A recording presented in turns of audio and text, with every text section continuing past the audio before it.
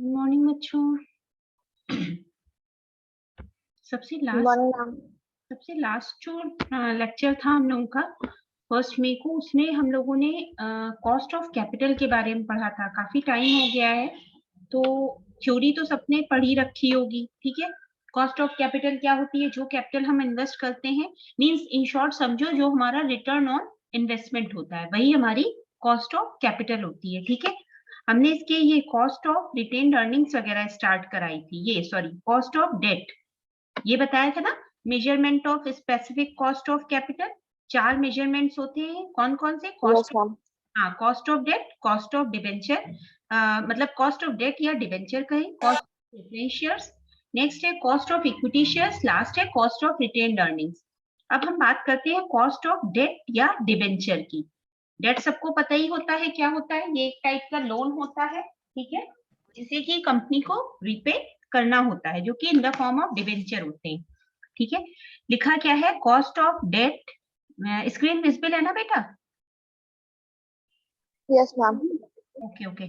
तो cost of debt is the interest rate that the company pays on its, एक second रुको, कुछ problem है, एक सेकेंड, दोबारा से शेयर करते हैं।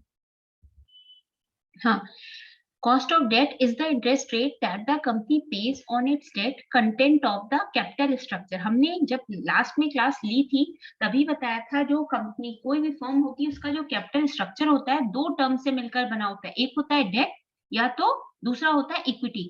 या तो वो डेट फर्म होती है या इक्विटी फर्म होती है, या फिर दोनों के कॉम्बिनेशन से मिलकर बनी होती है। जनरली कोई भी सोल फर्म नहीं होती है, लाइक टोटल डेट फर्म या टोटल इक्विटी फर्म नहीं।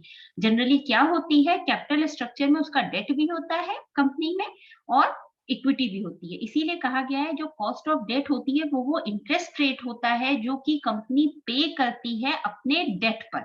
डेट मींस उधार पर, ठीक है, जो उसके कैपिटल स्ट्रक्चर का ही एक पार्ट है। It can be measured as before tax cost of debt और after tax cost of debt. कई बार अभी लास्ट जो हमने कैपिटल बजटिंग पढ़ा था, उसमें हम लोगों ने प्रॉफिट के दो फॉर्म पढ़े थे। कौन कौन से? एक प्रॉफिट बिफोर टैक्स, एक profit after tax. Before tax means जो हमने अभी प्रॉफिट अचीव किया है, उसमें अभी जो हमें टैक्स पे करना है वो हमने नहीं किया है, इसलिए जो प्रॉफिट बिफोर टैक्स होता है उसे पीबीटी कहते हैं। जो प्रॉफिट आफ्टर टैक्स होता है उसे पीएटी कहते हैं। ठीक है, तो उसी तरीके से जो कॉस्ट ऑफ डेट होती है वो भी हमारे दो होते हैं, एक before tax cost of debt, एक after tax cost of date.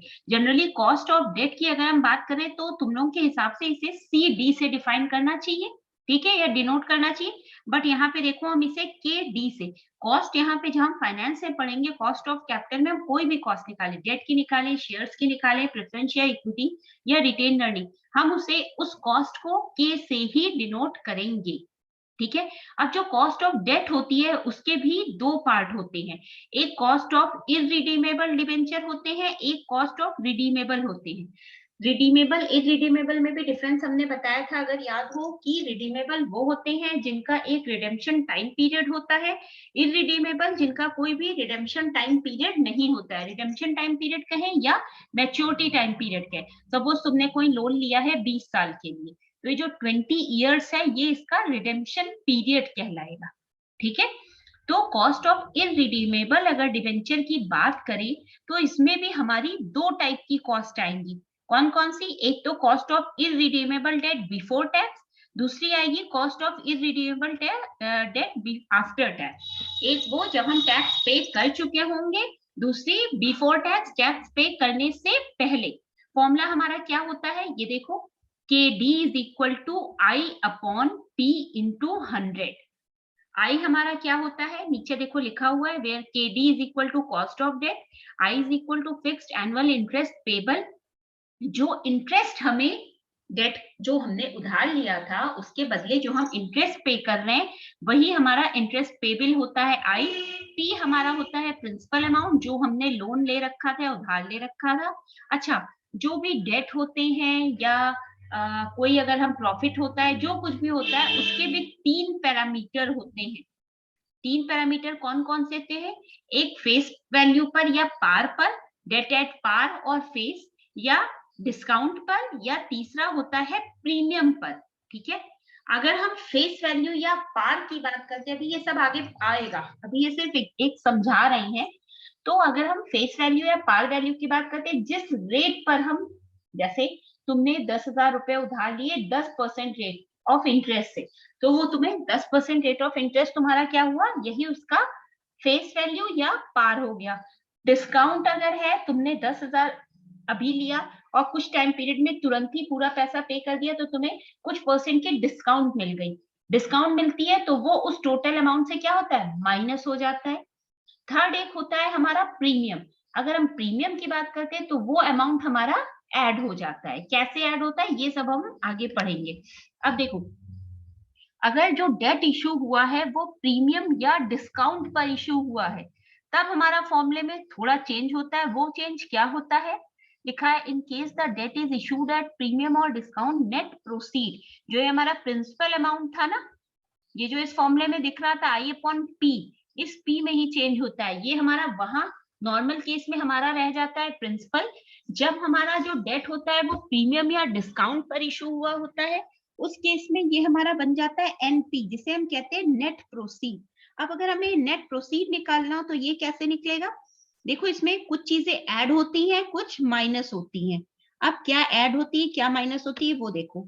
Net proceed में क्या होता है, फेस वैल्यू ऑफ डेट, जितने फेस वैल्यू मीन्स जितने रेट ऑफ इंटरेस्ट पे तुमने कोई डेट ले रखा है, ठीक है, माइनस जो भी हमें डिस्काउंट होगी। ऑब्वियस सी बात है, अभी हमने बोला ना कि कोई पैसा अगर हमने डेट लिया और एक बहुत जल्द से जल्द हमने वो पे कर दिया, तो कुछ परसेंट का हमें डिस्काउंट मिल गया।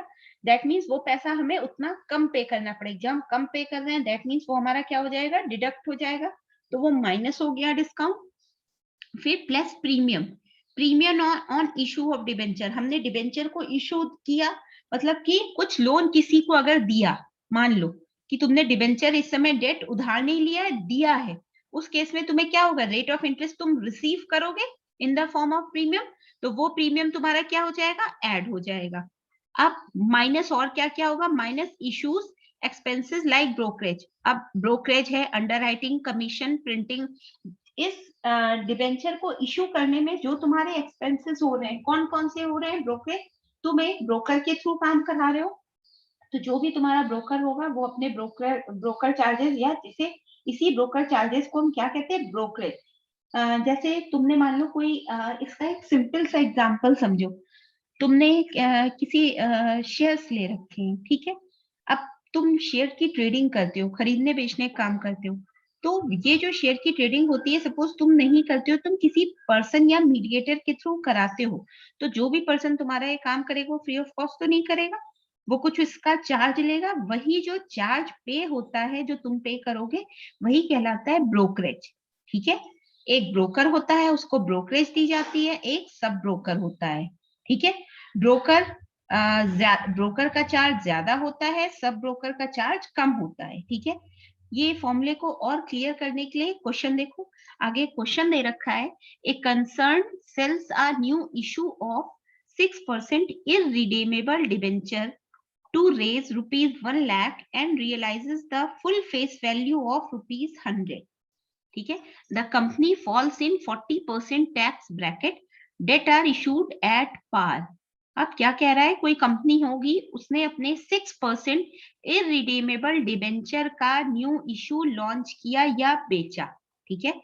6% इररिडीमेबल डिबेंचर का इशू बेचा, कितने पैसों पर, 1 लाख रुपए पर, ठीक है। तो ये 1 लाख रुपए तुम्हारा क्या हो गया, प्रिंसिपल अमाउंट हो गया। इसका 6%, हमेशा याद रखना, जो भी तुम्हारी प्रिंसिपल अमाउंट होगा या फेस वैल्यू होगी, उसी का ही परसेंटेज हमेशा निकाला जाएगा, ठीक है। तो जो भी इश्यू हुआ था वो कितने परसेंट का था, 6% का, और 1 लाख रुपए का था, तो जो तुम्हारा आई मींस इंटरेस्ट पेबल है वो कितने परसेंट है, 6% है। ये किस पर निकलेगा, तुम्हारी फेस वैल्यू या प्रिंसिपल अमाउंट पर। प्रिंसिपल अमाउंट था 1 लाख रुपए, 1 लाख का 6% कितना होता है, 6,000 हुआ। दैट मीन्स आई तुमने निकाल लिया, पी तुम्हें दे ही रखा है। अब क्या दे रखा है, and realises the full face value of ₹100। यहाँ पे ना प्रीमियम की बात हुई, ना ही डिस्काउंट की बात हुई। लास्ट में देखो एक ये लाइन लिख रखी है ना, कि debts are issued at par. अच्छा, एक ये भी चीज दे रखी है कि the company falls in 40% tax bracket. Tax slab बनते हैं जब बजट अनाउंस किया जाता है, कुछ टैक्स स्लैब दिए जाते हैं ना कि इतने किसी की इनकम अगर इतने रुपीज एनुअल इनकम इतने रुपीज है या इससे ज्यादा है तो वो इतने परसेंट के टैक्स स्लैब में आएगा। वही ये दिया हुआ है कि जो कंपनी है वो 40% टैक्स ब्रैकेट में होल्ड करती है। ठीक है, अब डेट पार पर इशू किए गए हैं, मतलब फेस वैल्यू पर। फेस वैल्यू क्या दे रखी है? 1 लाख रुपीज रेज करने के लिए। तो इसका मतलब क्या हुआ? हमारा फॉर्मूला यही रहेगा, हमें कुछ भी ना ये दे रखा है कि आपको टैक्स बाद में पे करना है या पहले पे करना है। तो हम सिंपल क्या निकालेंगे? Cost of debt. Cost of debt निकालने के लिए हम क्या करेंगे? फॉर्मूला रखेंगे, देखो रखा हुआ है I अपॉन P इंटू 100। तो KD is equal to I कितना निकाला था? 6000। P कितना था? 1 लाख रुपीज इंटू 100। कितनी आ गई कॉस्ट ऑफ डेट? 6%। क्लियर है? Yes ma'am. अभी कंफ्यूज नहीं होना, अभी और क्वेश्चन समझोगे ना तब और क्लियर होगा। ठीक है, अच्छा नेक्स्ट हमारा है कॉस्ट ऑफ इररिडीमेबल डेट। अभी जो हमने पढ़ा था वो भी हमारा इररिडीमेबल डेट ही था, बट वो बिफोर टैक्स था, बिफोर टैक्स ही था। ये देखो, cost of irredeemable debt before tax, यहाँ हमने अभी टैक्स पे नहीं किया है। अब जब हमें, अब नेक्स्ट हमारा है cost of irredeemable debt after tax. Formula as it is रहेगा, बस जब हम टैक्स पे करते हैं तो जो भी परसेंट टैक्स होता है वो हमें माइनस करना पड़ता है, तो हम 1 माइनस की एक टर्म और ऐड कर देते हैं। ये क्या है? अब देखो फॉर्मूले में क्या हो गया? KD is equal to I upon NP into 1 minus T। तुमने क्या किया? जो तुमने टैक्स पे किया उसको माइनस कर दिया। KD हमारी क्या होती है? Cost of debt after tax. R हमारा क्या था? Interest payable. देखो या तो I अपॉन NP लिखो या R लिखो, कोई फर्क नहीं पड़ता है, दोनों चीजें एक ही होंगी। I हमारा इंटरेस्ट पेबल है, NP हमारा नेट प्रोसीड है। जब हम I को NP से डिवाइड कर देते हैं तो जो आता है वो हमारा इंटरेस्ट रेट पेबल, वो हमारा स्मॉल r होता है। T क्या होता है? हमारा एप्लीकेबल टैक्स रेट, जो भी हमें क्वेश्चन में मेंशन रहेगा। अब क्वेश्चन पर आओ। अगला क्वेश्चन हमें क्या दे रखा है? कोई ABC कंपनी थी, उसने इशू किए अपने 9.5% परपीचुअल डिबेंचर्स फॉर ₹95।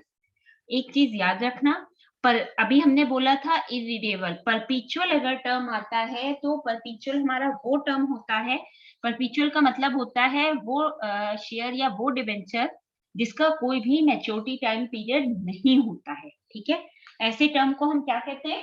परपीचुअल कह देते हैं। तो ये क्या कह रहा था हमारा?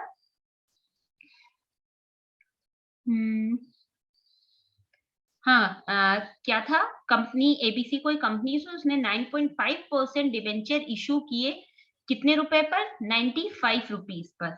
और जो फेस वैल्यू है डिबेंचर की वो है 100 रुपीज। टैक्स रेट है 50%। हमें इस इशू की कॉस्ट ऑफ कैपिटल बतानी है। फॉर्मूला क्या हो जाएगा? टैक्स रेट यहाँ पे दे रखा है, दैट मीन्स हमें टैक्स रेट भी अप्लाई करना है, that means after tax cost of debenture निकालना है। क्या हो गया? KD is equal to I upon NP into 1 minus T। हमारा I कितना है? 9.5%।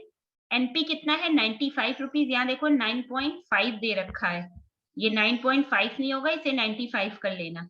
ये 95 हुआ इंटू 1 माइनस 50% था, परसेंट को जो हमने नॉर्मल में कन्वर्ट किया तो वो 50/100 हुआ, जिसको हमने 0.5 लिखा, तो ये आया 0.5। ठीक है, अब इसको जो हमने 9.5 को 95 से डिवाइड करेंगे तो कितना आएगा? शायद 10 आएगा। हाँ 10 आ जाएगा। ठीक है, जो भी आएगा उसको हम इस 0.5 से मल्टीप्लाई कर देंगे, यही हमारी कॉस्ट ऑफ डेट आ जाएगी। ठीक है, यहाँ पे हमें ना पार दे रखा था, ना प्रीमियम, ना ही डिस्काउंट। क्वेश्चन में जो जो जैसे जैसे हमें दिया होता है हम उसी हिसाब से चीजें ऐड करते जाते हैं या सब्सट्रैक्ट करते हैं। नेक्स्ट हमारा क्वेश्चन देखो, B limited issues ₹1,09,% debentures at a premium at 10%. The cost of flotation are 2%. The tax rate is 60%. Compute the cost of debt capital. क्या था? कोई कंपनी थी बी लिमिटेड, उन्होंने 1,00,000 रुपए के 1,00,000 रुपए से 9% डिबेंचर इशू निकाले 10% प्रीमियम रेट पर, ठीक है। अब इस इशू में हमारे जो चार्जेस आए, फ्लोटेशन कॉस्ट आई, वो 2% आई। ये देखो यहाँ पे हमने नेट प्रोसीड निकालना बताया था, इश्यूज एक्सपेंसेस, ये क्या है, ये जो हमें फ्लोटेशन रेट दे रखा है, ये इस इशू निकालने के एक्सपेंसेस ही हैं, ठीक है। और टैक्स रेट हमें 60% दे रखा है। अब हमें फिर से आफ्टर टैक्स डेट निकालना है, तो कॉस्ट ऑफ डेट, तो हम यहाँ फॉर्मूला सेम वही, I upon NP into 1 minus T। I हमारा कितना हो जाएगा, 9%। अब देखो हमारा जो नेट प्रोसीड होता है उसमें क्या क्या ऐड होता है, क्या क्या लेस होता है। अब नेट प्रोसीड में देखो एनपी हमारा टोटल कितना था, 1 लाख रुपए। कैलकुलेटर ले लो हाथ में, कैलकुलेटर से कैलकुलेट भी करते चलो। अब ये जो प्रीमियम है 10% का, प्रीमियम हमेशा क्या होता है, ऐड होता है, डिस्काउंट लेस होती है, ठीक है। यहाँ पे देखो डिस्काउंट माइनस होती है, प्रीमियम ऐड लिखा हुआ है। प्रीमियम है 10% का, 1 लाख का 10% कितना होगा, 10,000। तो 1 लाख में 10,000 हमने क्या किया, ऐड कर दिया, कितना हो गया नेट प्रोसीड, 1,10,000।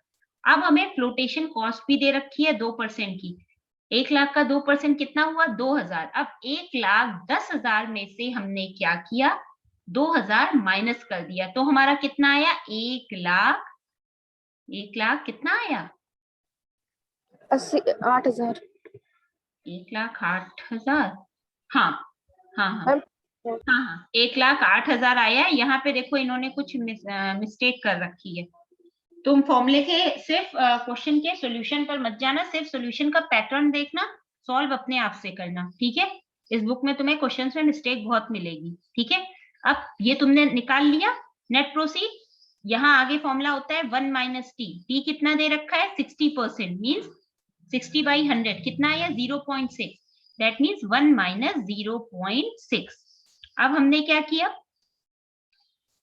अब ये देखो I अपॉन NP यहाँ पे तुम्हें सॉल्व करना भी लिखा हुआ है, face value plus premium plus sorry minus flotation charges. Face value तुम्हारी कितनी थी, 1 लाख, उसमें तुमने कितना ऐड किया, प्रीमियम ऐड किया 10%, मतलब 10,000, और माइनस कर दिया कितना, अच्छा, एक चीज और है, 1 लाख का 2% निकाला तो हमारा कितना आएगा, 2,000 आया। हाँ हाँ सही कहा था तुमने, यहाँ 2,200 क्यों आ रहा है, अच्छा। हाँ बेटा यही होगा ना, क्योंकि देखो हमें नेट प्रोसीड 1 लाख में पहले 10,000 ऐड किया, तो 1,10,000 हुआ कि नहीं हुआ, है ना। इस तरीके से नेट प्रोसीड निकालना, सबसे पहले क्या करेंगे, फेस वैल्यू लेंगे, उसके बाद उसमें प्रीमियम ऐड करेंगे, फिर फ्लोटेशन चार्जेस, मतलब 1 लाख का 2% तुमने निकाला तो वो कितना आएगा, 2,000 आएगा, 2,000 आएगा ना। अब उसे क्या करना है, पहले यहाँ पे माइनस करेंगे, तब हमारा ये 2,200 हो जाएगा, ठीक है। अब 1,10,000 में जब हम माइनस करेंगे 2,200, तब वो हमारा आ जाएगा 1,07,800 रुपए। अब ये वैल्यू को हम डायरेक्ट इस फॉर्मूले में पुट करेंगे, तो ये हमारा क्या बन जाएगा, आई कितना है, 9,000, क्योंकि 9% डिवेंचर्स इशू किए थे, तो 1 लाख का 9% मतलब 9,000, डिवाइडेड बाई क्या करोगे, डिवाइडेड बाई तुम्हारा कितना आया है नेट प्रोसीड, ये 1,07,800 रुपए, into 1 minus tax rate, 1 minus 0.6 किया तो कितना आया, 0.4। जब सॉल्व किया तो ये तुम्हारी cost of debt after tax कितनी आ गई, 3.34। अब बताओ क्लियर हुआ, मैम बट जो ये है यहाँ पे जो लिखा है ना 1 लाख प्लस 10,000, तो मैम 1,10,000 हो गया, माइनस जब इसको मतलब सॉल्व करेंगे 2/100 इंटू 1 लाख, तो मैम वो तो 2,000 ही आएगा, तो यहाँ पे 2,200 क्यों लिखा है। कैलकुलेटर से तुमने सॉल्व किया है एक भी बार, हमने नहीं किया है इसलिए, रुको एक बार देख लेते हैं करके। देखो 1 लाख का 2% तो 2,000 ही आ रहा है, नहीं 1 लाख ये यस मैम। इन्होंने क्या किया है, 1,10,000 का 2% निकाल लिया है, वो मत यस मैम, करो। वो शायद उसका निकाला है। हाँ वो गलत हो गया, क्योंकि देखो ये फॉर्मूला देखो यहाँ, ये जो इधर दे रखा है इसमें साफ साफ क्या दे रखा है, फेस वैल्यू ऑफ डेट।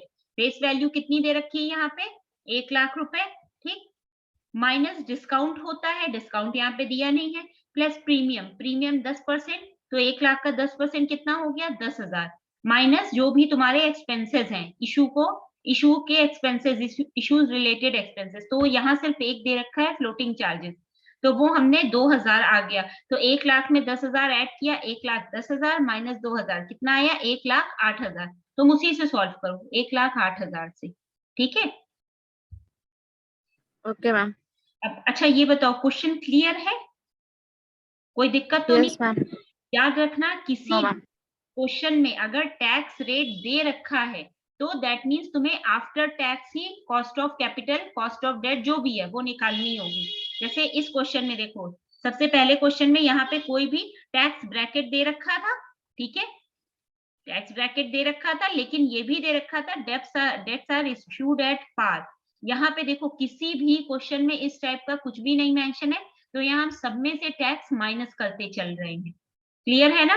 कोई जरूरी नहीं है क्वेश्चन में तुम्हें ये चीज दे रखी हो कि you have to find the cost of debt या cost of capital after tax, ठीक है। अब देखो अगला क्वेश्चन, देखो इसमें, इससे तुम्हें और क्लियर होगा। क्या कह रहा है? A company issues 10% irredeemable debentures of ₹1 lakh. मतलब जो कंपनी की फेस वैल्यू है वो कितनी है, 1 लाख रुपए, और उसने 10% इररिडीमेबल डिबेंचर का इशू निकाला। 1 लाख का 10% कितना हुआ, 10,000, ठीक है। मतलब हमारा इंटरेस्ट पेबल कितना हो गया, 10,000। 55% टैक्स स्लैब है, दैट मीन्स 0.55 हो गया। अब हमें कॉस्ट ऑफ डेट निकालनी है बिफोर आफ्टर टैक्स, दोनों में निकालनी है, जबकि डिवेंचर का इशू कैसे हुआ है, at par, at 10% discount, at 10% premium. अब हम क्या करते हैं, एक बार में before tax cost of debt निकाल लेते हैं, एक बार में cost of debt after tax निकालेंगे। अब सबसे पहले इशू एट पार पे आ जाओ। पार में हमें कुछ नहीं करना होता है, जो हमारी फेस वैल्यू होती है वही ले लेते हैं। इशूड एट पार के केस में जो हमारा इंटरेस्ट है वो कितना है, 10% है, that means 10,000 divided by total principal amount या फेस वैल्यू, वो कितनी है, 1 लाख रुपए इंटू 100, ये हमारा आ गया 10%। अब अगर हम डिस्काउंट की बात कर रहे हैं तो 1 लाख का 10% कितना होता है, यहाँ 10% डिस्काउंट है, 1 लाख का 10% 10,000 होता है, दैट मीन्स 1 लाख में से 10,000 लेस कर दो, तो तुम्हारा नेट प्रोसीड कितना हो जाएगा, 90,000 हो जाएगा। होगा कि नहीं होगा, बोलो यस बेटा। मैम। ठीक है, ये देखो ना, इस फॉर्मूले को ध्यान में रखना कि क्या क्या माइनस होगा, क्या क्या ऐड होगा। सब कुछ माइनस होता है, ऐड सिर्फ और सिर्फ प्रीमियम होता है। ये देखो यहाँ डिस्काउंट माइनस हो रही है, यहाँ अदर एक्सपेंसेस भी माइनस हो रहे हैं, सिर्फ प्रीमियम ऐड हो रहा है। तो हमने 10% डिस्काउंट दे रखी थी, 1 लाख का 10% निकाला, वो हमने टोटल फेस वैल्यू से माइनस कर दिया। अब हम 90,000 हमारा नेट प्रोसीड हुआ, उससे हमने डिस्काउंट पर इशू की वैल्यू निकाल ली 11.11%। नेक्स्ट है हमारा 10% प्रीमियम पर। अब 1 लाख का 10% दैट मीन्स 10,000, तो हमारा टोटल नेट प्रोसीड हो गया 1,10,000। अब इस तरीके से तीनों हमारी cost of debt before tax आ गई। अब अगर हमें आफ्टर टैक्स निकालना, हम यहीं पे क्या करेंगे, इंटू 100 है, इसी के आगे ब्रैकेट में 1 माइनस 0.55 कर देंगे, जो जो वैल्यू होगी सब में से 55% और माइनस हो जाएगा। ये देखो यहाँ पे यही हुआ है, 10,000 बाई 1 लाख इंटू 1 माइनस 0.55, यहाँ भी वही है 10,000 बाई 90,000 इंटू 1 माइनस 0.55, यहाँ भी वही है। यहाँ देखो, यहाँ तुम कहोगी कि इंटू 100 नहीं कर रहे हैं, क्यों नहीं कर रहे हैं, क्योंकि ऑलरेडी जो टैक्स रेट है वो 100 से ही निकला है। टैक्स स्लैब कितना दे रखा था, 55% था, तुमने उस परसेंट को क्या किया, कन्वर्ट कर लिया, 55 बाई 100 किया, तब ये क्या आ गया, 0.55 आ गया। सेम यही काम यहाँ किया, सेम यही काम यहाँ किया, इस तरीके से तुम्हारी cost of debt after tax भी आ गई। क्लियर है? Yes ma'am. ओके, ये जितना अभी हमने पढ़ा ये सब हमारी कॉस्ट ऑफ क्या था, इररिडीमेबल डेट था, ठीक है। इररिडीमेबल मींस जिनका कोई भी मैच्योरिटी टाइम पीरियड नहीं होता है। अब इसके अब इररिडीमेबल का जस्ट अपोजिट क्या होता है हमारा, redeemable debt. Redeemable debt means जिसका एक मैच्योरिटी टाइम पीरियड होगा, 5 साल 10 साल, जो भी हमें यहाँ पे दे रखा हो, लिखा भी हुआ है। For redeemable debentures, the maturity date is fixed initially. The meaning, redeemable denotes that the debentures would be redeemed by the company at a fixed date or a specified period of notice. Means तुम जितने साल के लिए invest करना चाहोगे उतने साल के लिए तुम्हारा वो पैसा वहां पे इन्वेस्ट रहेगा, ठीक है। अब देखो कॉस्ट ऑफ, अब तक हमने इरिडीमेबल डेट आफ्टर टैक्स पढ़ा था, अब हम क्या पढ़ रहे हैं, रिडीमेबल डेट आफ्टर टैक्स भी हम पढ़ेंगे, बिफोर टैक्स भी पढ़ेंगे, बस थोड़ा सा फॉर्मूले में फर्क आएगा। वो फर्क क्या है वो भी देखो। Cost of redeemable debt before tax की अगर हम बात कर रहे हैं तो हमारा फॉर्मूला क्या है, ध्यान देना, I plus P minus NP by N. अब P क्या है हमारा, प्रिंसिपल अमाउंट, NP क्या है हमारा, नेट प्रोसीड। इसको हम डिवाइड कर रहे हैं किससे, बाई N। N हमारा क्या होता है, स्मॉल n हमारे नंबर ऑफ ईयर्स हो गए, divided by P plus NP by 2। P हमारा क्या था, प्रिंसिपल अमाउंट, NP हमारा क्या था, NP हमारा क्या था, नेट प्रोसीड। जितने भी टाइप के हमारे एक्सपेंसेस हैं, या प्रीमियम पर इश्यू हुआ है, या डिस्काउंट पर, या पार पर, जब हम उन सबको सॉल्व कर लेते हैं तो हमारा यही प्रिंसिपल अमाउंट नेट प्रोसीड में कन्वर्ट हो जाता है। इसको हम डिवाइड कर देंगे किससे, 2 से। अब इस क्वेश्चन पर आओ, क्वेश्चन अभी पढ़ोगे तब चीज क्लियर होगी। हम अभी आफ्टर बिफोर टैक्स की बात कर रहे हैं, ठीक है, अभी हमने टैक्स पे नहीं किया है। अब क्वेश्चन देखो, a firm issues debentures of ₹1 lakh, ठीक है, and realizes ₹98,000 after allowing 2% commission to brokers। मतलब फर्म ने 1 लाख रुपए पर अपने डिबेंचर इशू किए और ऐसा पाया कि फर्म को 98,000 मिले, कब, जबकि उसने 2% कमीशन किसको दिया है, ब्रोकर को कमीशन दिया। भाई ब्रोकर आपका काम कर रहा है तो आप उसको, तो ये जो 2% दिया ये कहाँ से आया, इसी 1 लाख का 2% किया। तो जब हम माइनस कर देंगे, क्यों, हमें नेट प्रोसीड के लिए इसमें जितने भी खर्चे होते हैं वो सब माइनस करने होते, तो हमारी वैल्यू क्या बची, 98,000। The debentures carry an interest rate of 10%, means I की वैल्यू क्या हो गई, 10%। 10% किस पर निकलेगा, इसी 1 लाख पर। दैट मीन्स 1 लाख का 10% मतलब 10,000।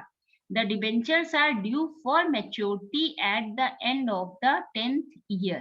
अब ये जो डिबेंचर है इसकी मैच्योरिटी कब ड्यू है, आज से 10 साल बाद। अब हमें क्या निकालना है, कॉस्ट ऑफ डेट निकालनी है, बट आफ्टर टैक्स निकालनी है। हमारा फॉर्मूला देखो यही है जो ऊपर था, आई की जगह पर क्या होगा, जो इंटरेस्ट है वो है 10% मतलब 10,000, plus P minus NP, principal कितना था, 1 लाख रुपए, नेट प्रोसीड कितना हो गया, 2% तुमने कमीशन दे दिया है ब्रोकरेज चार्जेस, दैट मीन्स 98,000, ठीक है। अब क्या होगा, 1 lakh minus 98,000 divided by number of years. Number of years कितने दे रखे थे, 10 साल, बाई 10 कर दिया, upon P plus NP by 2 means 1 lakh plus 98,000 divided by 2। अब इसको तुमने जब इधर सॉल्व किया तो ये कितना बचा, 10,000 प्लस 1 लाख में से 98,000 गया तो 2,000 बचा। अब 10,000 प्लस 2,000 डिवाइडेड बाई कितना आ रहा है, 99,000। जब हम इसको सॉल्व करेंगे तो हमारा आ जाएगा 0.103 या 10.3%।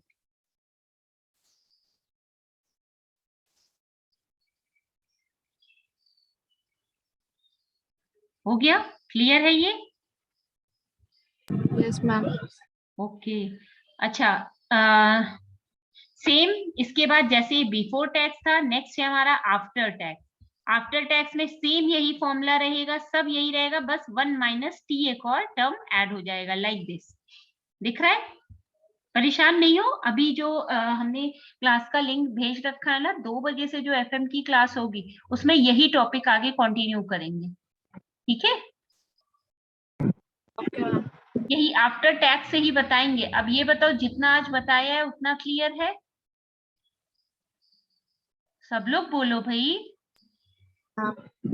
ओके, तो एक काम करना, हमने ये PDF ऑलरेडी भेज रखा है, कॉस्ट ऑफ कैपिटल नाम से होगा, देखना 27 या 28 अप्रैल को ही भेजा है। अच्छा हाँ, एक और चीज बात करनी थी तुम लोगों से, ये बताओ, तुम लोगों को जो हमें नोट्स हम देंगे अपने दोनों सब्जेक्ट्स के, जैसे अभी तो नोट्स दे रहे हैं, उसके बाद जब रिवीजन कराएंगे तो तुम लोग अपने इसी क्लास ग्रुप के नोट्स पर ही नोट्स चाहते हो कि गूगल क्लासरूम पर नोट्स दें, जैसा तुम लोगों को इजी लगे वैसा बताओ, हम उसी हिसाब से काम करें। मैम दोनों पर सेम ही है, चाहे व्हाट्सएप पे दे दीजिए चाहे उस पे दे दीजिए। तो व्हाट्सएप पर ही दें, कोई प्रॉब्लम तो नहीं है। No ma'am. ठीक है, देखो अभी हमारी यूनिट 2 का एक टॉपिक हो, यूनिट 1 और यूनिट 4 पूरी कंप्लीट है, ठीक है। यूनिट 2 और यूनिट 3 बाकी है। यूनिट 1 में भी कैपिटल, यूनिट 2 में भी कैपिटल बजटिंग हो चुका है, दूसरा topic cost of capital start हो ही चुका है। फिर यूनिट 3, जब यूनिट 3 भी कंप्लीट हो जाएगी उसके बाद हम रिविजन स्टार्ट कराएंगे, ठीक है। तब एक बार फिर से तुम लोग एक बार चेक करना, स्टार्टिंग से, जब से क्लास लेना स्टार्ट किया है तब से देखना कि कोई ऐसा टॉपिक हो जो छूटा हो, ठीक है, या जिसके नोट्स तुम लोगों के पास नहीं हो। और आज 3 बजे से 4 बजे तक आईटी टूल्स की भी क्लास लेंगे, ठीक है। और उसके भी तुम लोगों को नोट्स देना स्टार्ट करेंगे। यूनिट 1 यूनिट 2 मैक्सिमम, तो यूनिट 2 को तो हमने असाइनमेंट में ही दे रखा था, बट स्टिल हम नोट्स देंगे, ठीक है। तो कोशिश, उम्मीद करेंगे कि तुम सब लोग कोशिश भी करना कि सारे बच्चे ऐड हो क्लास में, ठीक है। एटलीस्ट फाइनेंस की नेक्स्ट क्लास में ऐड होना, क्योंकि cost of capital important topic है, ठीक है। इससे क्वेश्चंस पूछे ही जाते हैं, ठीक है। Okay ma'am. और बाकी जिन बच्चों ने अभी तक नहीं दिया है, जैसे ये मासूम रजा और ये अमीर आसिम, अलकामा रशीद, इन 3 बच्चों के असाइनमेंट मेरे पास नहीं है। जितने बच्चे आज ये क्लास में हैं, 8 स्टूडेंट्स, इसमें ये सैयद निसार, रिमशा, कायनात और दरक्षा और मरहबा, इन सब के बच्चों के हैं मेरे पास, इन 3 बच्चों के नहीं। मंडे तक सबमिट कर देंगे। ठीक है बेटा, थोड़ा जल्दी करो, बहुत तुम लोगों ने टाइम लगा दिया। खैर ठीक है, तो फिर मिलते हैं 2 बजे, ठीक है। Okay ma'am. ओके बच्चों, thank you. Thank you ma'am.